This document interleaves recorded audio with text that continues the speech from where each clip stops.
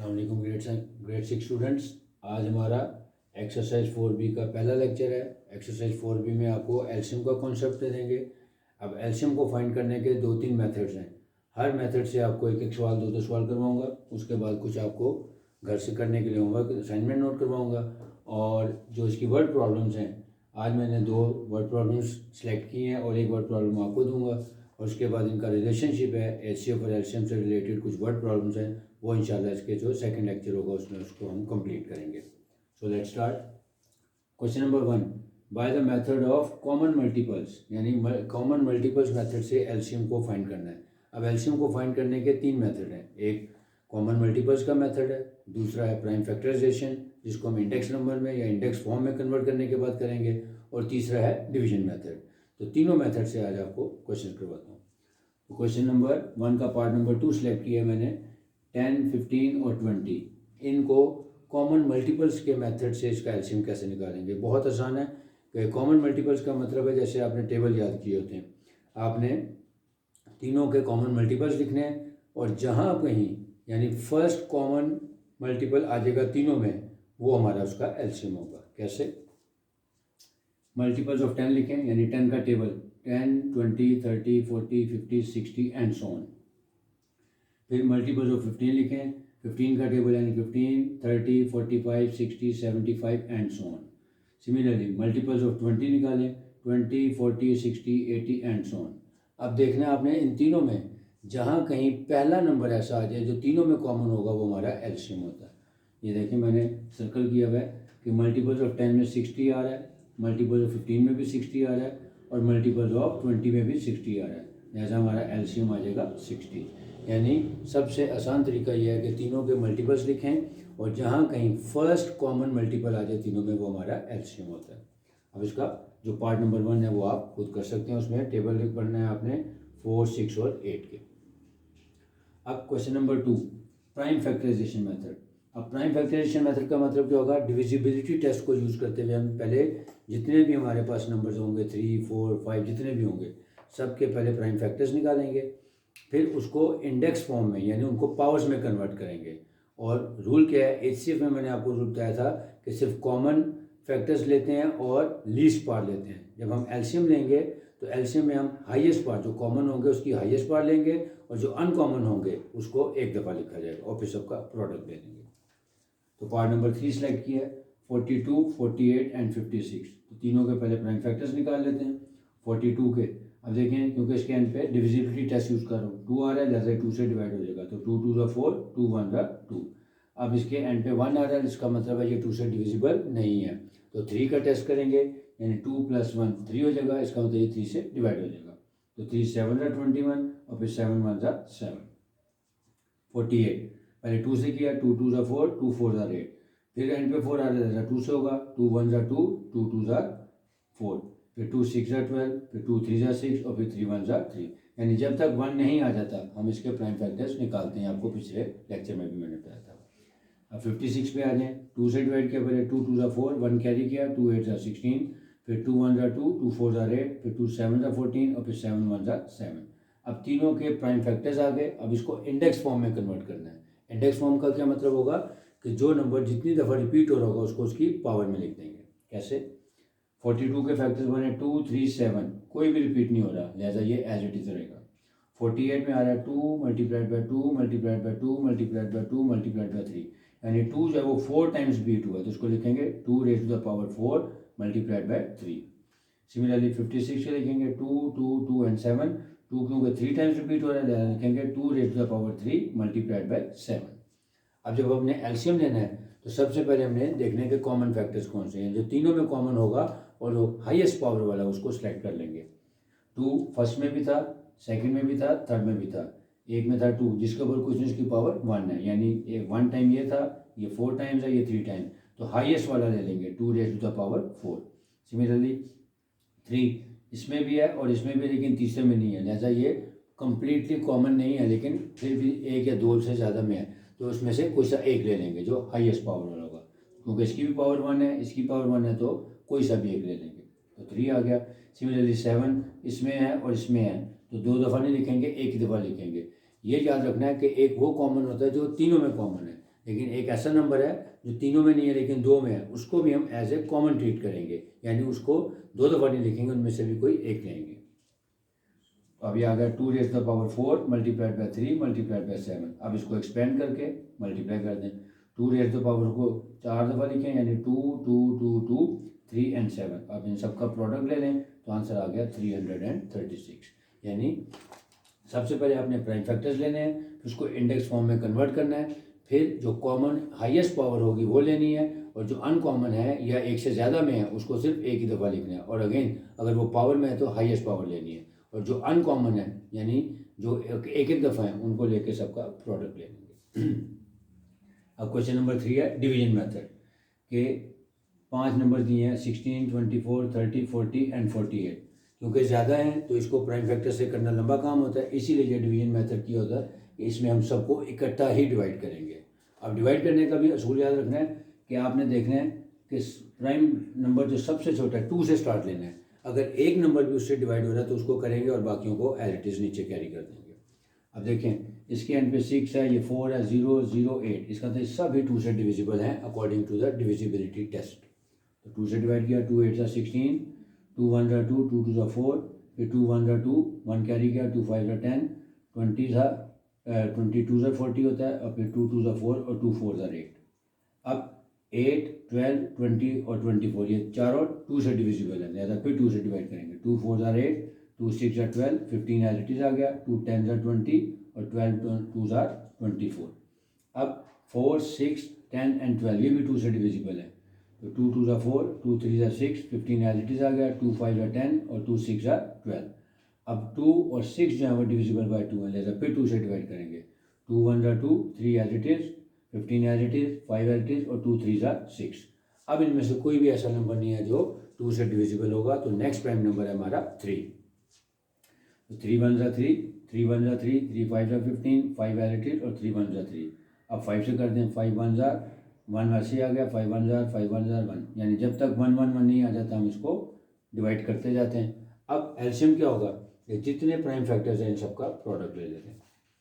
तो LCM is equal to 2 multiplied by 2 multiplied by 2 multiplied by 2 multiplied by 3 multiplied by 5, और इन सबका product लिया वो आ गया 240। अब जो क्वेश्चन नंबर 4 है और छोटी सी वर्ड प्रॉब्लम है, find the least number which is divisible by 15 30 and 25। तो इसका बहुत आसान है कि आप लिखेंगे the required number is LCM of this number, यानी एक स्टेटमेंट लिखेंगे और इन तीनों का एलसीएम ले लेंगे तो वो आपका रिक्वायर्ड नंबर आ जाएगा। अब प्रॉब्लम नंबर 5 और प्रॉब्लम नंबर 6 ये थोड़ी सी कॉम्प्लिकेटेड थी, जैसे ये मैं आपको खुद बताता हूँ। अब प्रॉब्लम नंबर 5 में क्या लिखा है, find the lowest number which is between 200 and 500, यानी ऐसा लोएस्ट नंबर फाइंड करना है जो 200 और 500 के दरमियान में आता होगा, और विच डिवाइड्स,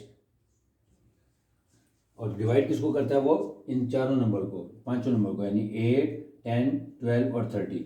यानी हमने कोई एक ऐसा नंबर फाइंड करना है लीस्ट नंबर जो 8 10 12 और 30 सबको डिवाइड करे, लेकिन सबको डिवाइड करने के बाद उसका रिमाइंडर जो होगा वो 3 होगा।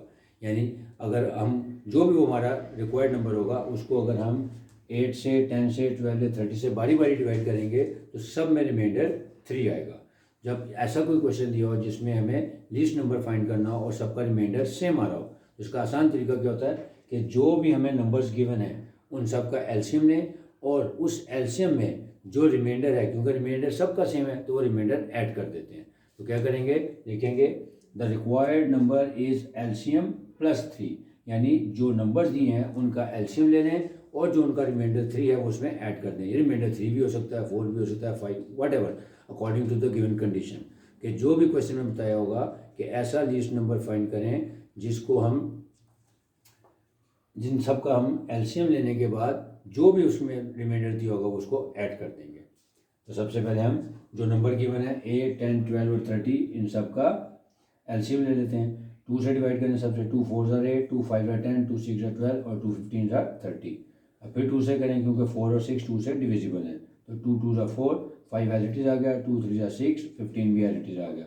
फिर 2 से किया, 2 1 सा 2, बाकी एज इट इज़ आ गया।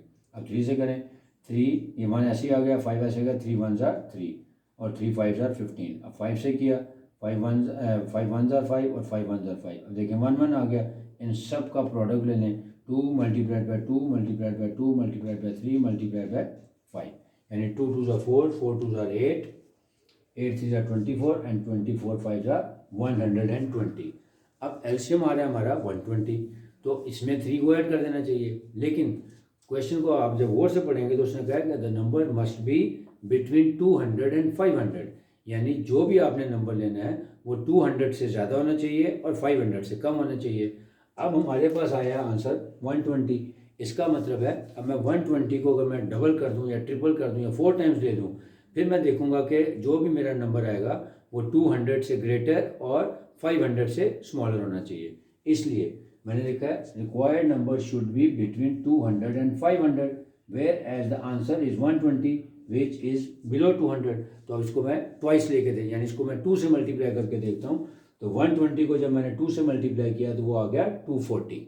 इसका मतलब है अब ये हमारी दूसरी कंडीशन भी पूरी होगी कि वो नंबर जो है वो 200 से ग्रेटर होना चाहिए और 500 से स्मॉलर होना चाहिए। तो हम लिखेंगे 2 टाइम्स, यानी 120 का पहले ट्वाइस लिया और उसमें फिर वो जो रिमाइंडर था 3 ऐड कर देंगे। तो लिखेंगे the required number will be 2 times 120 plus 3, यानी 240 प्लस 3 इज इक्वल टू 243। एक तो ये तरीका।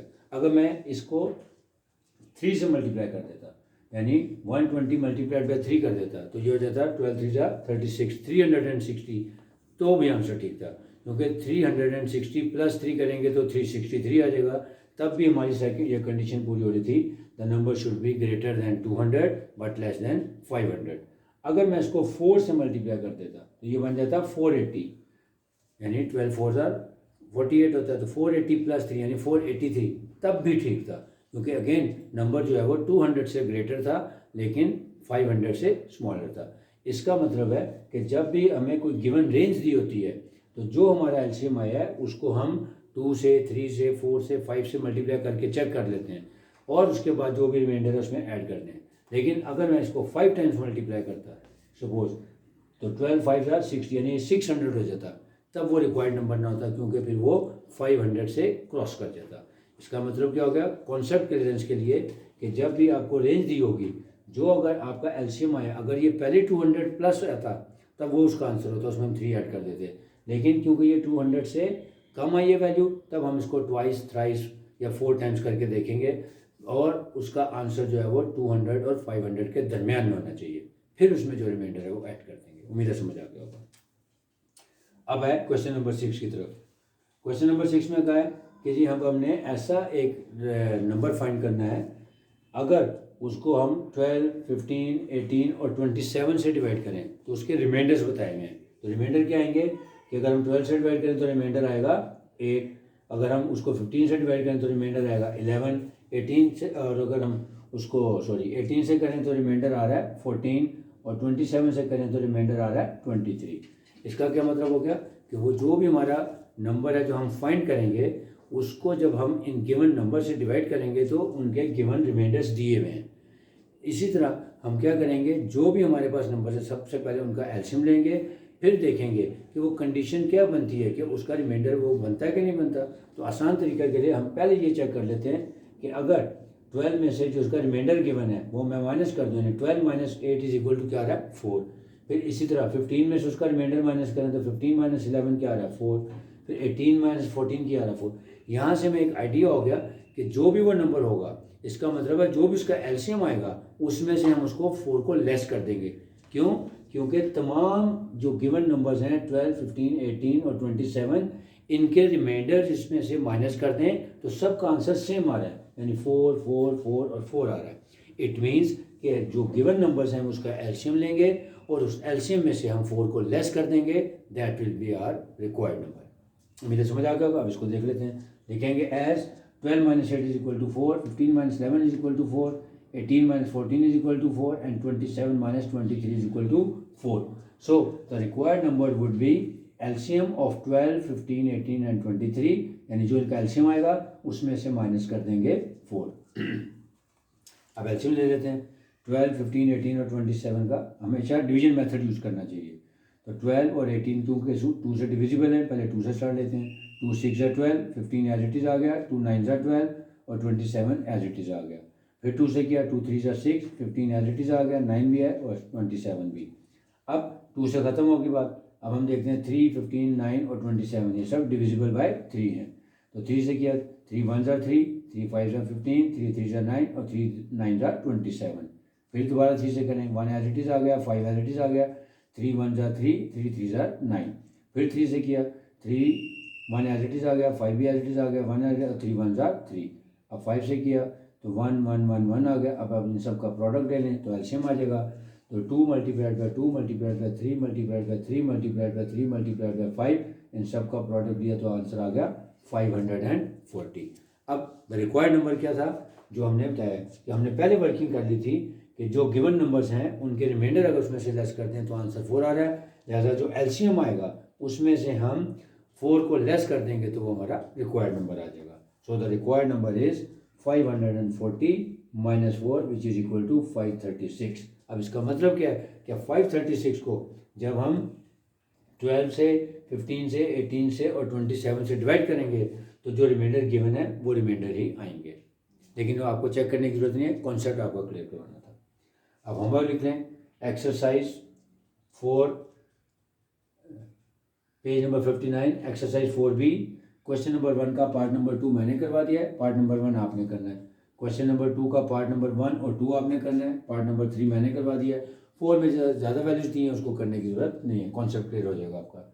सिमिलरली क्वेश्चन नंबर 3 का आपने पार्ट नंबर 1, 3 और 4 करना है, और क्वेश्चन नंबर 4 जो है वो एक वर्ड प्रॉब्लम है, उसका आपने एलसीएम फाइंड करना है। सिर्फ एक स्टेटमेंट लिखनी है, the required number would be LCM of the given numbers.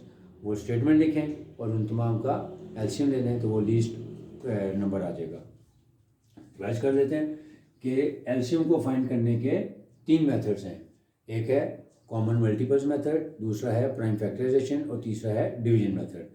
जो कॉमन मल्टीपल्स हैं उसमें जो भी नंबर दिए होंगे उसका बेसिकली टेबल लिखना है आपने, और जहाँ कहीं तीनों में फर्स्ट जो कॉमन नंबर आएगा वो उसका एलसीएम होता है। फिर प्राइम फैक्टर्स में क्या करेंगे, जो भी नंबर गिवन है उन तीनों के अलग अलग पहले प्राइम फैक्टर्स निकालेंगे। प्राइम फैक्टर्स निकालने के बाद उनको इंडेक्स फॉर्म में यानी उनकी पावर में लिखेंगे। पावर में लिखने का तरीका है कि जो नंबर एक से ज़्यादा दफ़ा रिपीट हो रहा होगा उसको उसकी पावर में लिख देंगे। फिर जब हम उसका एलसीएम निकालेंगे तो जो कॉमन होगा या हाईएस्ट पावर लेनी है, यानी जो नंबर पावर्स में है उसकी हाईएस्ट पावर लेंगे, और अगर कोई नंबर तीनों में नहीं है लेकिन 2 में तो उसको भी सिर्फ एक दफ़ा लिखा जाएगा, और जो अनकॉमन है वो भी साथ ले लेंगे। उन सब का प्रोडक्ट लेने के बाद हमारा एलसीएम आ जाएगा। डिवीजन मेथड में जितने भी नंबर्स हैं सबको एक साथ शुरू करेंगे और सबसे छोटे प्राइम नंबर यानी 2 से स्टार्ट लेंगे। जब तक कोई नंबर, एक नंबर भी अगर 2 से या 3 से डिवाइड हो रहा है तो करते जाएंगे। फिर जब सारे नंबर डिवाइड होने के बाद एंड पे 1 1 1 1 आ जाएगा, तो ये जितने भी प्राइम नंबर्स हैं इन सब का प्रोडक्ट ले लेंगे तो हमारा एलसीएम आ जाएगा। जो वर्ड प्रॉब्लम नंबर 5 है उसमें ये बताया है कि 4 नंबर हैं 8, 10, 12 एंड 30। फाइंड करना है ऐसा नंबर कि उसको जब हम इन चारों नंबर से डिवाइड करेंगे तो उसका रिमाइंडर 3 आएगा, इन सब का सेम आएगा। तो रिक्वायर्ड नंबर क्या होगा, जो गिवन नंबर्स हैं उसका एलसीएम लेंगे और एलसीएम लेने के बाद उसमें 3 ऐड कर देंगे। लेकिन कंडीशन ये बताइए the number should be between 200 and 500। तो हमारा एलसीएम यहाँ पे आया था 120। तो अब 120 को क्योंकि 200 से छोटा था इसको हम 2 से 3 से 4 से मल्टीप्लाई करके चेक करेंगे। अगर उसका आंसर 200 और 500 के दरमियान आ रहा है तो कोई सा भी ले लें। 2 टाइम्स किया तो देखें 240 + 3। अगर मैं 3 टाइम्स करता तो 360 + 3 वो भी ठीक था, और 4 टाइम्स पे भी ठीक था। लेकिन जब हम 5 टाइम्स से करेंगे तो वो 500 से ग्रेटर हो जाएगा, लिहाजा वो एक्सेप्टेबल नहीं होगा। और क्वेश्चन नंबर 6 में 4 नंबर दिए हुए हैं 12, 15, 18 एंड 27। ऐसा नंबर फाइंड करना है जब हम उसको इन नंबरों से डिवाइड करेंगे तो उनके डिफरेंट रिमाइंडर आएंगे, यानी 8 आएगा, 11, 14 और 23 आएगा। लिहाजा उसको करने से पहले हम क्या करेंगे, सबसे पहले जो गिवन नंबर हैं उनमें से उनके रिमाइंडर्स को माइनस करके देखेंगे तो सबका आंसर सेम आ रहा है। इसका मतलब है जो गिवन नंबर्स हैं हम पहले उसका एलसीएम निकालेंगे और एलसीएम निकालने के बाद जो सेम आंसर आ रहा है वो उसमें से लेस कर देंगे तो वो हमारा रिक्वायर्ड नंबर होगा। उम्मीद है आपको समझ आ गई होगी। और अब आप ये जो बोर्ड पे मैंने काम किया है आप उसको एज ए क्लास वर्क करें, और जो होमवर्क के लिए मैंने क्वेश्चन मार्क करवाए हैं उसको आप होमवर्क करें तो आपका असाइनमेंट भी कंप्लीट हो जाएगी। अब इंशाल्लाह जो मेरा नेक्स्ट लेक्चर होगा इसी एक्सरसाइज से रिलेटेड होगा, उसमें मैं आपको कुछ मज़ीद कॉम्प्लेक्स प्रॉब्लम्स करने का तरीका सिखाऊंगा और मोर इम्पोर्टेंटली एक रिलेशनशिप है HCF और LCM के दरमियान। The product of two numbers is equal to the product of HCF and LCM of these two numbers, उसका रिलेशनशिप और उससे रिलेटेड क्वेश्चन करवाऊंगा। उम्मीद है आपको समझ आ गया। अल्लाह।